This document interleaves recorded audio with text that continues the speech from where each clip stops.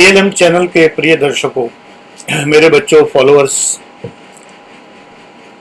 कभी बहुत समय पहले, लॉन्ग लॉन्ग एगो 1986-7 में मेरा एक लेख छपा था मनोरमा पत्रिका में, जो महिलाओं की पत्रिका है। प्रशंसा कीजिए, प्रशंसा पाइए। आज इस पर कुछ बात करते हैं।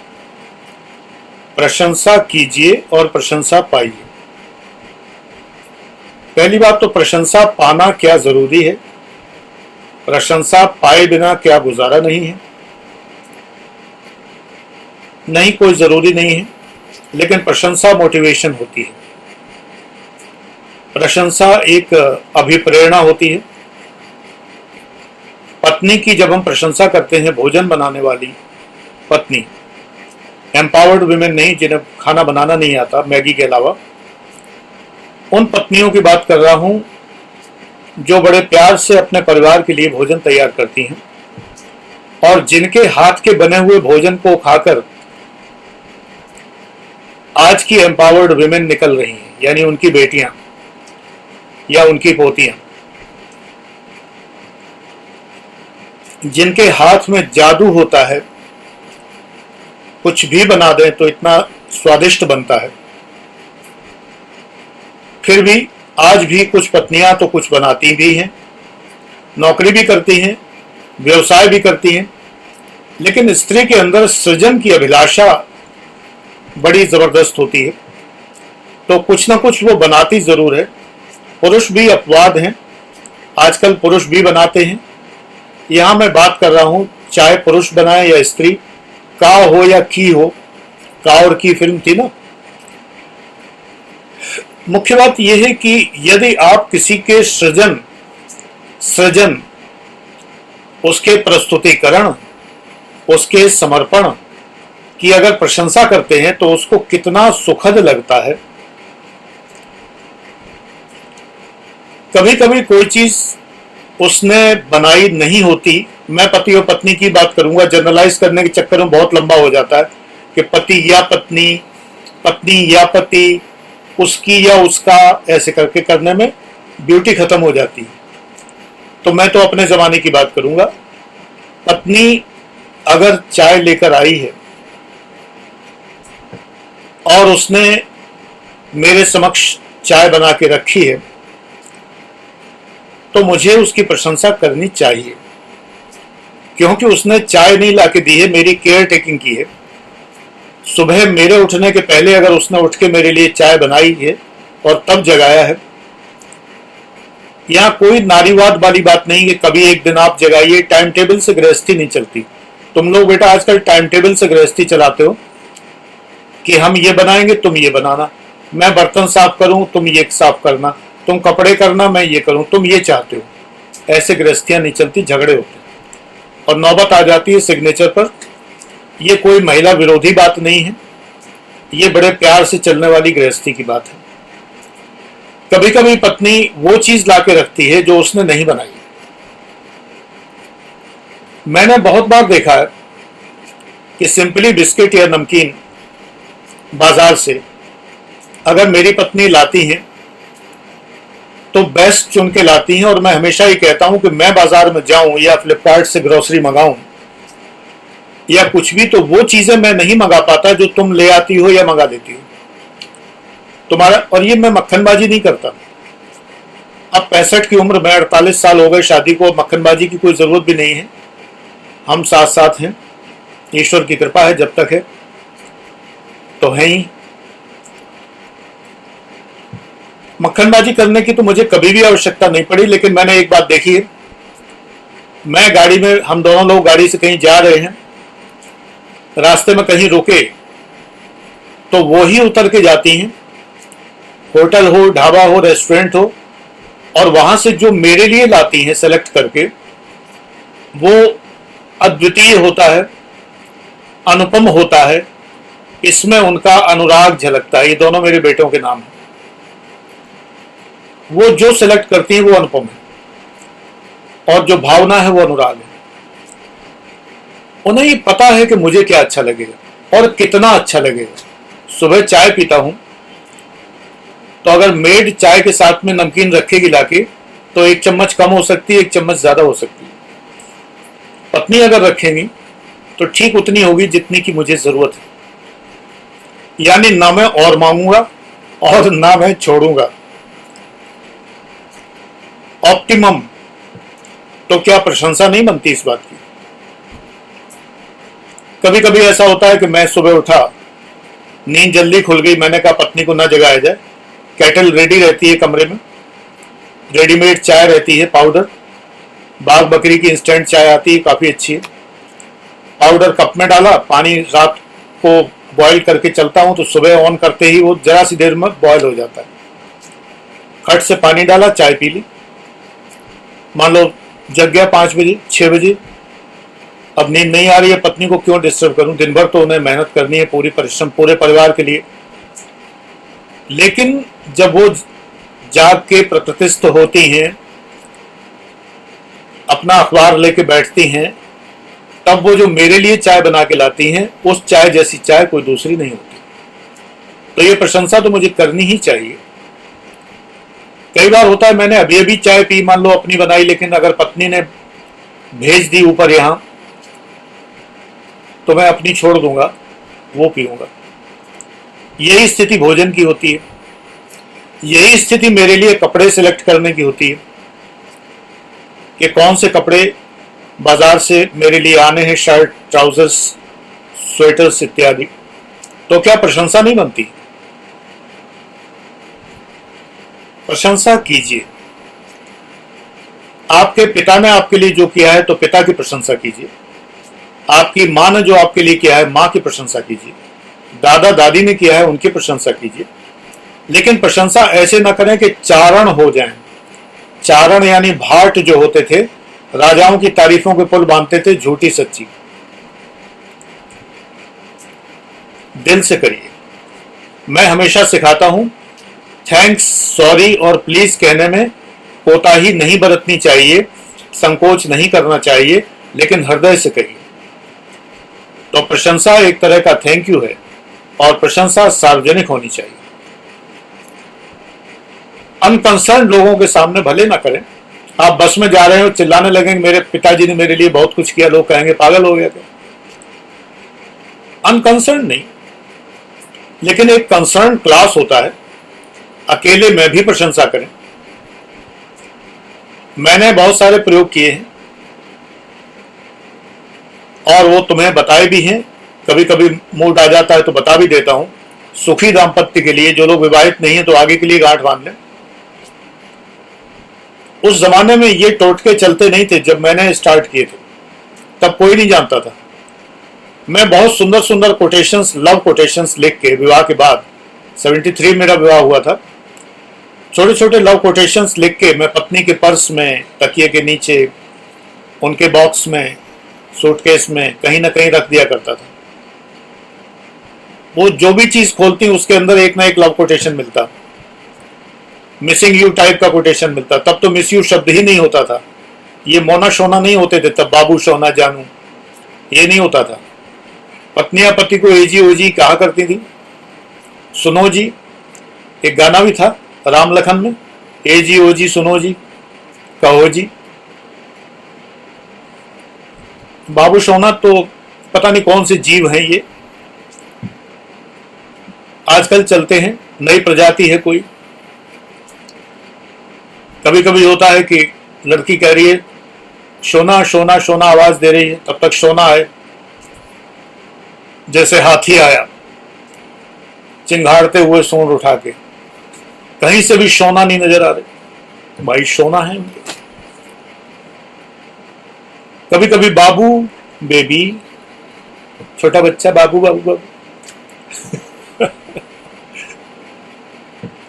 बाबू कहीं से बाबू नहीं लग रहा, मासूमियत तो है ही नहीं उसमें। बेबी तो कहीं से बेबी लग ही नहीं रहा।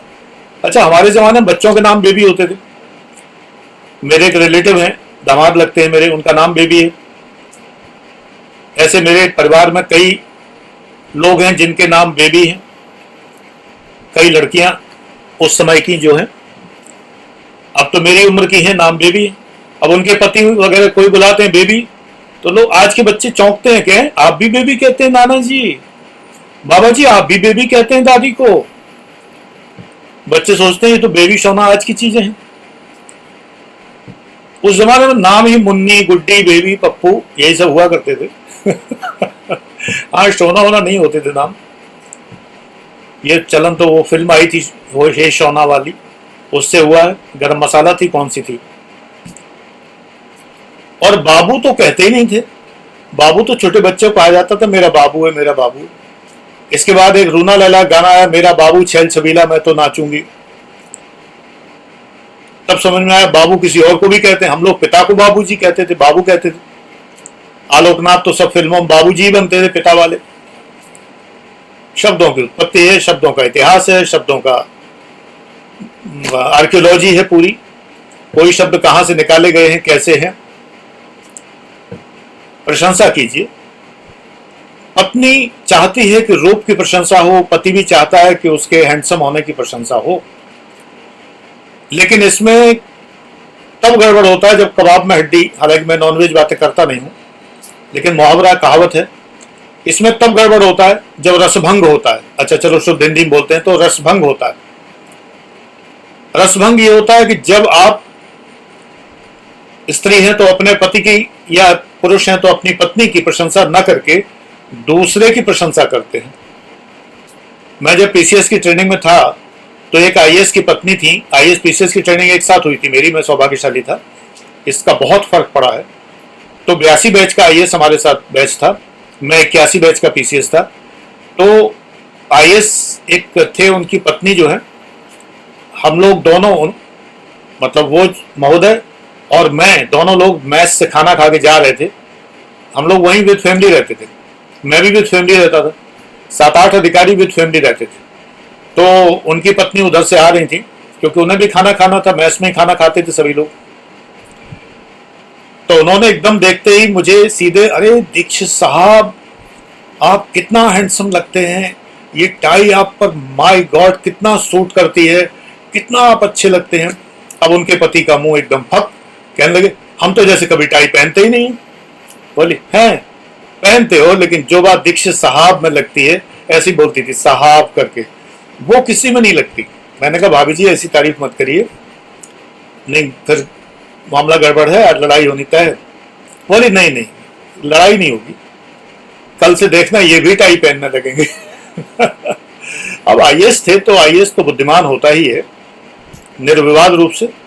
खैर उन लोगों में कोई झगड़ा वगड़ा नहीं होता था। हालांकि मैंने डोमेस्टिक वायलेंस भी देखी है। उस समय ट्रेनीज में से एक आईएएस थे, रात को उनकी खिड़की खुली, अंदर लाइट जल रही है, बाहर पूरा अंधकार छाया हुआ, नैनीताल की वादियों में, ओक पार्क की कॉटेजेस के अंदर। मैं दूर से टीवी की तरह देख रहा था। पति ने पत्नी पर हाथ उठा दिया था। मुझे बहुत अजीब लगा, आईएएस होकर भी ऐसा कर सकते हैं, लेकिन क्या कर सकते हैं, बोलना भी अच्छा नहीं लगता। हम लोग जूनियर थे भाई, पीसीएस अधिकारी थे, कुछ और कहना भी अच्छा नहीं लगता। कल को बॉस हो जाएंगे तो कसर निकाल लेंगे। ये भी तो डर लगता था। तो प्रशंसा कीजिए एक दूसरे की, ड्रेस सेंस की प्रशंसा कीजिए। अगर ड्रेस सेंस अच्छा नहीं है तो कहिए। अगर वो, जैसे आपको इस बात से एतराज है कि वो हेयर स्टाइल ठीक करके नहीं जाते हैं या जाती हैं, तो कहिए कि उलझे बालों में लगते तो बहुत अच्छे हो, लगती तो बहुत अच्छी हो, लेकिन अगर संवार के देखो, देखें, और तुम ना संवारो तो मैं संवार दूं। वैसे तो ये जुल्फ अगर खुल के बिखर जाए तो अच्छा है, और ये तो पहले से ही बिखरी हुई है। भले ही मन में लग रहा है कि एकदम बाल उड़े उड़े हैं एकदम, और बहुत अजीब चेहरा लग रहा है, लेकिन इसको इस तरह मत कहिए। ये कहिए कि उलझे बालों में बहुत खूबसूरत लग रही हो।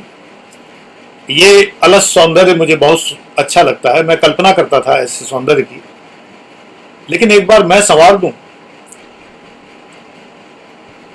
तो फिर वही गाना हो जाएगा, संवार दूं संवार दूं।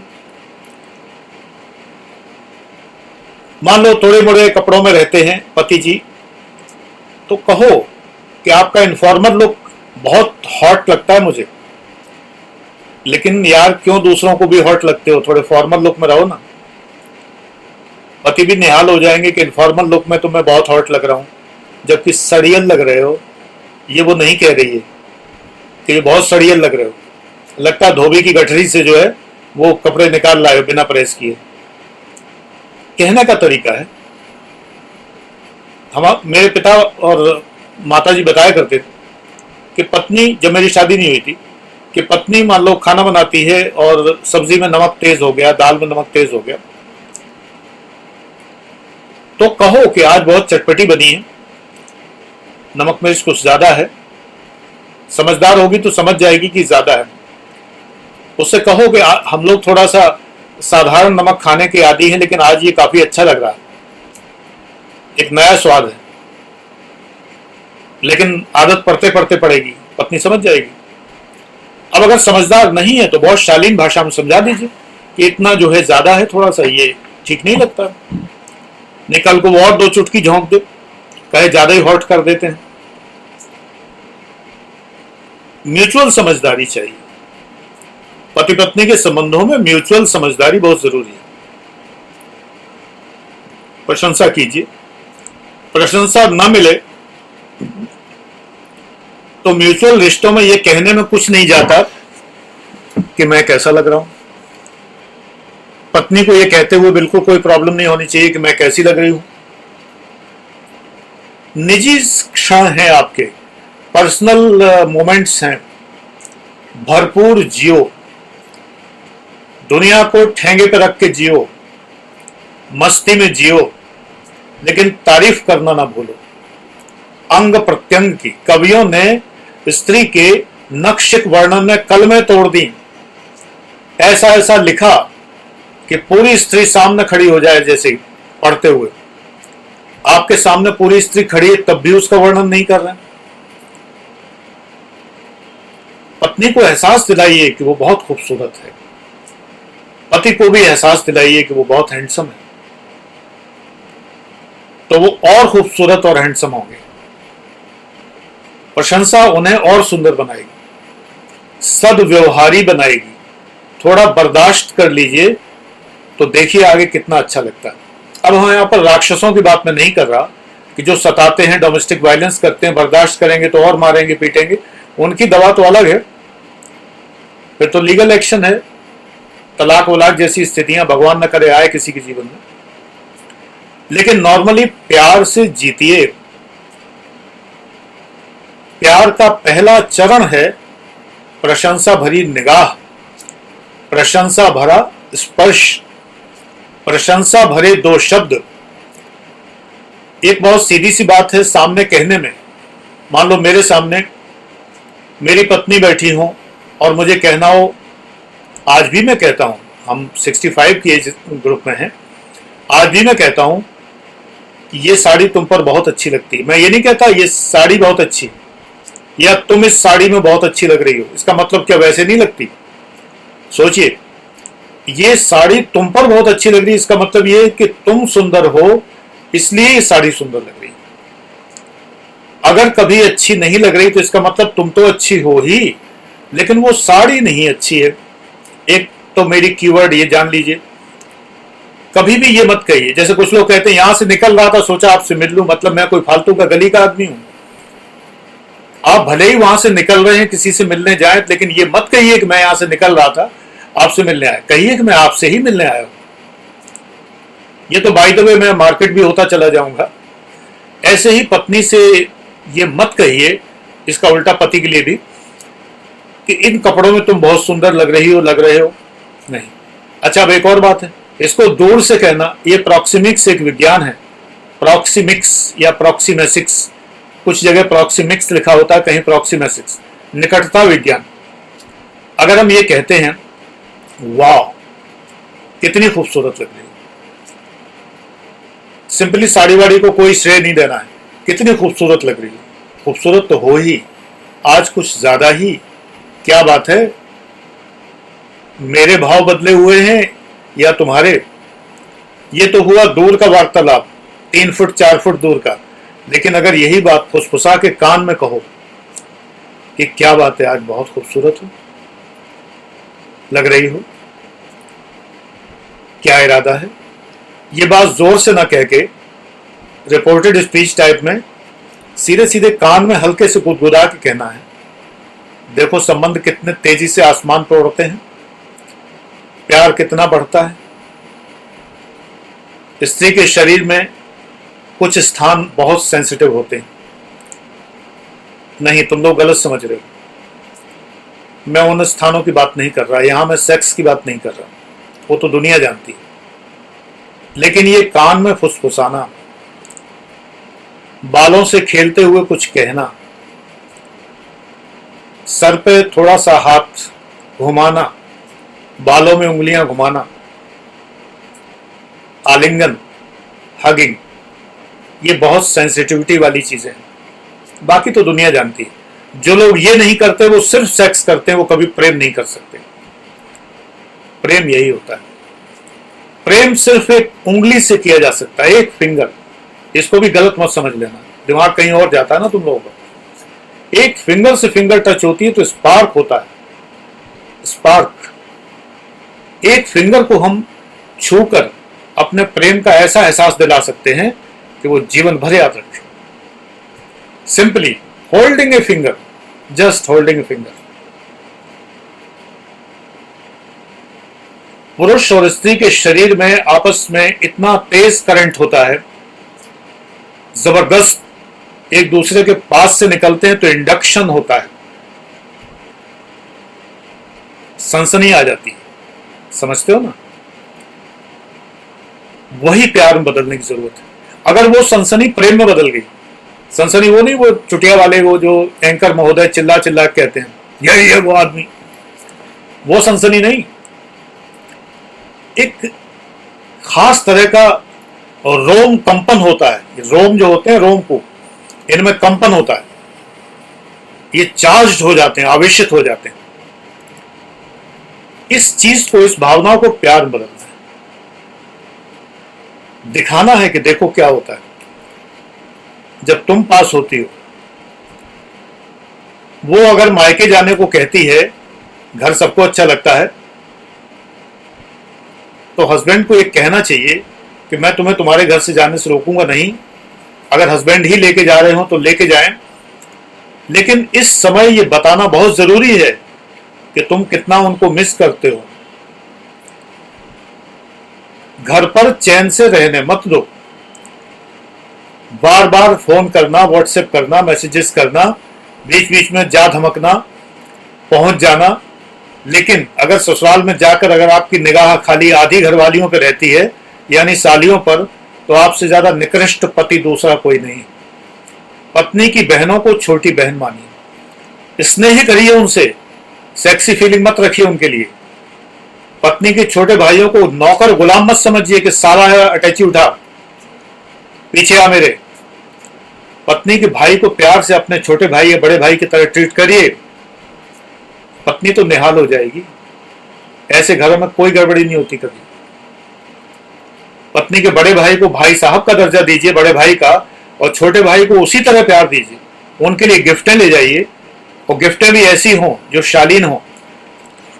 मैंने देखा कि मेरे साथ के एक अधिकारी थे, वो अपनी पत्नी की बहनों के लिए, यानी सालियों के लिए, मैं तो साली साला शब्द नहीं बोलता हूं, अपनी सालियों के लिए अंतर्वस्त्र ले जा रहे थे और बड़े तारीफ से कह रहे थे कि मुझे सबका नाप पता है, मेजरमेंट पता है कि किसकी कितनी कमर है और किसका कितना क्या आकार है, तो मैं सबके लिए अंतर्वस्त्र ले जा रहा हूं। चेकपोस्ट पे थे किसी ट्रक में, यहां हापुड़ के पास एक जगह है शिकारपुर, वहां पे कारखाने हैं जहां पर औरतों के अंतर्वस्त्र बनते हैं। ट्रक पकड़ा होगा, 10-12 निकाल ली, चोरी कर ली उसमें से। बहुत से अफसर इतने नीच किस्म का काम करते हैं। तो भेंट करने के लिए अपनी साली को ले जा रहे थे। सालियों के नाप पता थे उन्हें, पत्नी को क्या लगेगा, अच्छा लगेगा। और ये कोई देने की चीज है? अपनी बहनों को दे सकते हैं क्या? बताइए, नहीं ना। रिश्तों में प्यार लाइए, मधुरता लाइए, प्रशंसा लाइए, लाइकिंग लाइए, मिसिंग लाइए। किसिंग तो सभी करते हैं, मिसिंग करके देखो। एहसास दिखाओ कि तुम्हारे बिना मैं कितना अधूरा हूं, अधूरी हूं। एहसास दिलाओगे तुम्हारे साथ में कितना संपूर्ण हूं। देखो गृहस्थी की गाड़ी कैसे चलती है। Thank you.